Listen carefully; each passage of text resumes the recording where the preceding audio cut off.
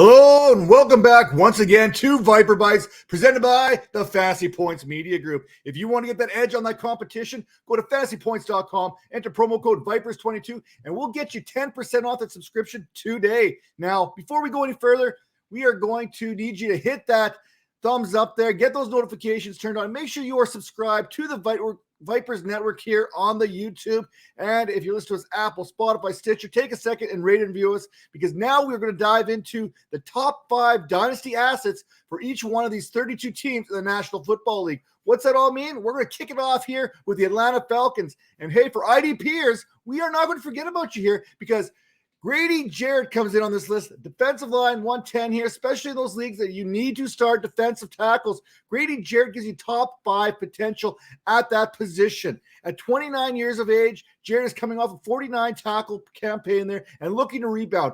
Notable mention here, I could have given this to Deion Jones, who's a favorite of mine personally. I just don't know if he's going to be with the Falcons plans moving forward here. I don't know when training camp comes. I don't know when the regular season comes, because this Falcons team needs kind of assets everywhere. And right now they can get themselves some good value in return for Deion Jones. If Jones remains part of this Falcons organization moving forward, then he is definitely an IDPer that you want to roster on your squad, especially with Foyside there, Olakun. He's now in Jacksonville. Now, Jarrett's inclusion on this list is more of an indication of how bad this roster truly is for fantasy purposes. Now, number 4 here for the Atlanta Falcons, Bryan Edwards. He's currently coming off the boards around, per the experts there, kind of rankings there, wide receiver 90, overall 226. I could have easily gone ahead and gone with Cordero Patterson here, but the latest is that he's only going to have that running back designation. And at 31 years of age, thus the Bryan Edwards selection here instead. Damian Williams, he's going to be a factor in that run game, whether we care to admit it or not right now. And it comes down to Patterson's ceiling for fantasy.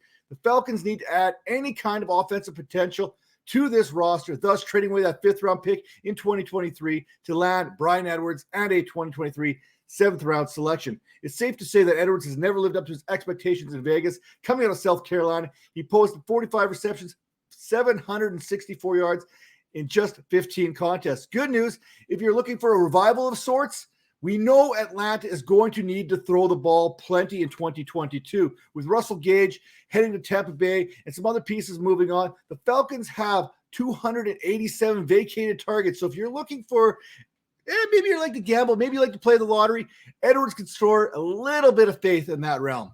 Now, at the quarterback position, Desmond Ritter going off the board at QB 31, overall 229. What happens when you get your hand caught in the cookie jar? You watch a 60,000-yard passer and former MVP become disgruntled and force a trade in which forces you to sign Marcus Mariota. Now, for now, Mariota may remain the starter, but once the Falcons start to fade mid-season, you can fully expect them to see what they have in this young rookie out of Cincinnati. Mariota hasn't started a game since 2019, and Ritter finished his college career with the 3rd most wins by a quarterback in college football history. That's 44 victories, while finishing undefeated 26-0 at Knepper Stadium. Now, Atlanta certainly could use a winner once again. What's nice, if you are Atlanta, is that they run the same offense with either quarterback that has this Konami code kind of cheat code kind of already built into them. So you got to feel comfortable with what Desmond Ritter is going to give you moving forward. Now, Desmond Ritter is not an asset for 2022. He may see some action in 2022, but the big payoff is going to be in 2023 and 2024 and beyond. Number 2, hey, Drake London coming off the boards, dynasty-wise, wide receiver 21, overall 45. Drake London becomes just the 2nd blue-chip prospect on this Falcons roster behind the Kyle Pitts, who we'll talk about here in a second. Surprise, Kyle Pitts is number 1. Back when fantasy managers were running their rookie drafts at the top overall selection, it was coming down to either Drake London or Breece Hall. At 6'4", London is a big target for whomever is under center and shows enough versatility to line up on the outside, line up in the slot. It doesn't matter. With a special set of ball skills, it's easy to see why he broke out in college while sharing the field with Michael Pittman, sharing the field with Amon-Ra St. Brown. Both guys have come up big so far in the National Football League. There's no reason to believe that Drake London can't do the same. Now, over the last 3 seasons, a rookie wide receiver finished inside the top 15 when it comes to fantasy production. Will this trend continue with Drake London in 2022? Now, we talked about Kyle Pitts. He's obviously the number one fantasy asset for the Atlanta Falcons. Tight end number one. Overall, coming off the board 10 here as the ECR, as the experts' consensus ranking here for Dynasty moving forward. If I've said it once, I've said it a million times. Kyle Pitts is not a tight end, but until he gets that dreaded wide receiver designation, he will continue to be the consensus number one tight end in every single Dynasty league, in every single rankings kind of thing we have out there. When you have Pitts, you get a tight end who saw 82% of his targets when he was lined up in the slot, creating those mismatches every single play.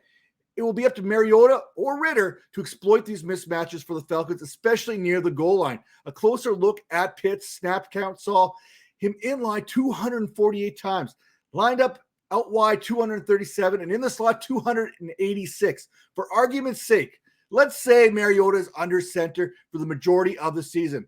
From 2015 to 2017, Delaney Walker was a tight end 2, tight end 5, and tight end 4 with Marcus Mariota. That's it. You can believe in Kyle Pitts with Marcus Mariota. There is good value to be had there. Jake London, good value. Now the rest here, Grady Jarrett, if you're looking for those IDPers, defensive tackles, position value, he's a guy you're going to be playing there as well. But as far as Desmond Ritter, he's one of those wait-and-see kind of assets. And Bryan Edwards, this Falcons roster is so poor when it comes to fantasy availability that Bryan Edwards could be a sneaky value later on in your fantasy drafts. With that all said, make sure, again, head over to fantasypoints.com, enter promo code Vipers22, and make sure you are following along here on the Vipers Network. You got those notifications turned up because we are bringing all 32 teams to you right here. See you next time.